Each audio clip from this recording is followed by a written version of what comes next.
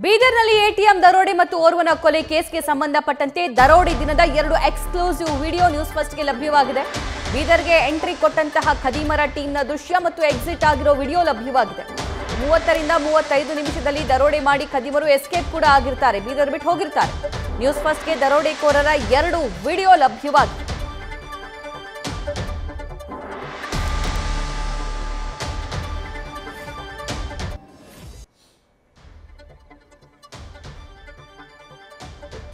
ಎರಡು ದೃಶ್ಯವನ್ನ ನಿಮಗೆ ಸ್ಕ್ರೀನ್ ಮೇಲೆ ತೋರಿಸ್ತಾ ಇದ್ದೀವಿ. ಒಂದು ದರೋಡೆಕೋರರು ಬೀದರ್ನಲ್ಲಿ ಎಂಟ್ರಿ ಆಗ್ತಾ ಇರುವಂತ ದೃಶ್ಯ. ಸುಮಾರು 35 ನಿಮಿಷದ ಬಳಿಕ ದರೋಡೆ ಮಾಡಿಕೊಂಡು ಅಲ್ಲಿಂದ ಎಕ್ಸಿಟ್ ಆಗ್ತಿರುವಂತ ಮತ್ತೊಂದು ದೃಶ್ಯ. ಈ ಎಲ್ಲಾ ಸಿಸಿಟಿವಿ ಫುಟೇಜ್ಗಳನ್ನ ಗಮನ ಹರಿಸ್ತಾ ಇದ್ದಾರೆ. ಸಿಸಿಟಿವಿ ಫುಟೇಜ್ಗಳ ಬಗ್ಗೆ ಮಾಹಿತಿ ಕಲೆ ಹಾಕುವಂತ ಕೆಲಸ ಆಲ್ಮೋಸ್ಟ್ ಆಲ್ ಆಗಿದೆ. ಯಾಕಂದ್ರೆ ಪ್ರಕರಣ ಆಗಿ 1 ವಾರದ ಮೇಲಾಯಿತು. ಸೊ ಹಾಗಾಗಿ ಇನ್ಮೇಲೆ ಇವರು ಎಲ್ಲಿದ್ದಾರೆ ಅನ್ನುವಂತಹ ಮಾಹಿತಿ ಕಲೆ ಹಾಕುವಂಥದ್ದು ಅಷ್ಟೊಂದು ಕಷ್ಟಕರವಾಗ್ತಿದೆಯಾ, ಕ್ಲಿಷ್ಟಕರವಾಗ್ತಿದೆಯಾ ಅನ್ನುವಂತಹ ಪ್ರಶ್ನೆ ಕೂಡ ಸದ್ಯಕ್ಕೆ ಮೂಡುತ್ತೆ. ಈ ಇನ್ಸಿಡೆಂಟ್ ಆದ ನಂತರ ಇದು ಹಾಡಹಗಲೇ ನಡೆದಿರುವಂತಹ ದರೋಡೆ, ಹಾಡಹಗಲೇ ನಡೆದಿರುವಂತಹ ಒಂದು ಮರ್ಡರ್. ಸೊ ಈ ಇನ್ಸಿಡೆಂಟ್ ಆದ ತಕ್ಷಣ ಪೊಲೀಸರು ಸ್ಥಳಕ್ಕೆ ಧಾವಿಸ್ತಾರೆ.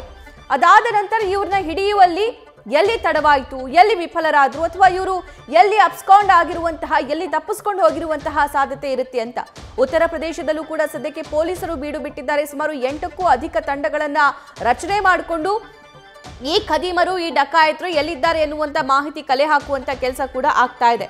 ಸೊ 2 ವಿಜುವಲ್ ಗಮನಿಸ್ತಾ ಇದ್ದೀರಿ. ಜನವರಿ 16ರ ಬೆಳಗ್ಗೆ 10 ಗಂಟೆ 23 ನಿಮಿಷಕ್ಕೆ ಬೀದರ್ನ ಮುಲ್ಹಾನ್ ದರ್ವಾಜಾ ಬಳಿ ಇವರು ಎಂಟ್ರಿ ಕೊಡ್ತಾರೆ. ದುಲ್ಹನ್ ದರ್ವಾಜಾ ಬಳಿ ಇವರು ಎಂಟ್ರಿ ಕೊಡ್ತಾರೆ. ಬೆಳಗ್ಗೆ 10 ಗಂಟೆ 45 ನಿಮಿಷಕ್ಕೆ ಸಿಬ್ಬಂದಿಗೆ ಗುಂಡು ಹಾರಿಸಿ 83 ಲಕ್ಷದೊಂದಿಗೆ ಪರಾರಿಯಾಗಿದ್ದಾರೆ. ಲೈವ್ ಡೀಟೇಲ್ಸ್ ನಮ್ಮ ಬೀದರ್ ಪ್ರತಿನಿಧಿ ಶಿವಾನಂದ್ ನೀಡ್ತಾರೆ. ಶಿವಾನಂದ್, ಈ ರಾಬರ್ಸ್ ಎಂಟ್ರಿ ಆಗ್ತಿರೋದು, ಎಕ್ಸಿಟ್ ಆಗ್ತಾ ಇರುವಂತಹ ವಿಜುವಲ್ ಲಭ್ಯವಾಗಿದೆ. ಈ ಹಿಂದೆನೇ ಪೊಲೀಸರಿಗೂ ಸಿಕ್ಕಿರುವಂತಹ ದೃಶ್ಯಗಳಿವು. ಸೊ ಇವರು ಎಲ್ಲಿಗೆ ಹೋಗಿರಬಹುದು ಅನ್ನೋದ್ರ ಬಗ್ಗೆ ಅಂದಾಜು ಈಗಲಾದರೂ ಸಿಗ್ತಾ ಇದೆಯೋ ಇಲ್ವೋ? ಈ ದೃಶ್ಯವನ್ನ ಆಧರಿಸಿ ಪೊಲೀಸರ ತನಿಖೆ ಹೇಗಿದೆ?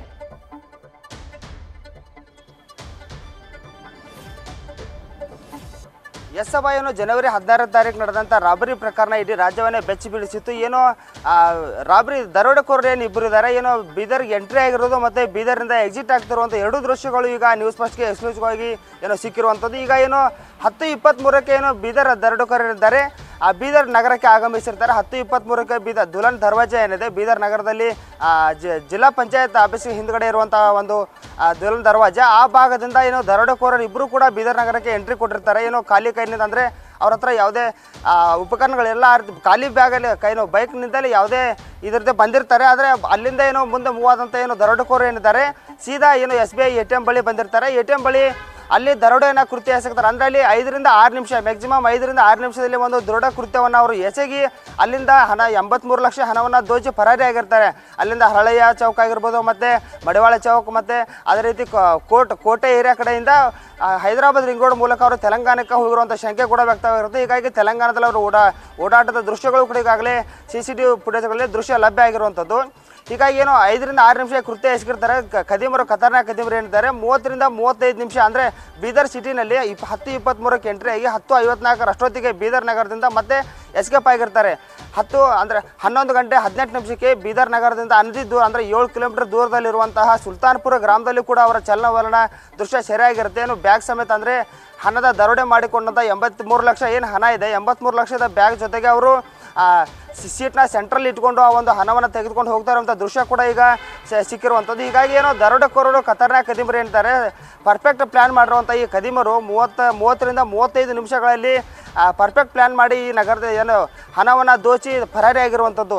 ಈಗ ಅವರು ಬೆನ್ನು ಬಿದ್ದಿರುವಂಥ ಪೊಲೀಸರು ಏನಿದ್ದಾರೆ ಈಗಾಗಲೇ 8 ತಂಡಗಳನ್ನು ರಚಿಸಿಕೊಂಡು ಅದರ ಹುಡುಕಾಟಕ್ಕಾಗಿ ಹೆಣಗಾಡ್ತಾ ಇರುವಂಥದ್ದು. ಆದರೆ ಅವರ ಸುಳಿವು ಇದುವರೆಗೂ ಏನು ಪತ್ತೆ ಆಗ್ತಾ ಇಲ್ಲ.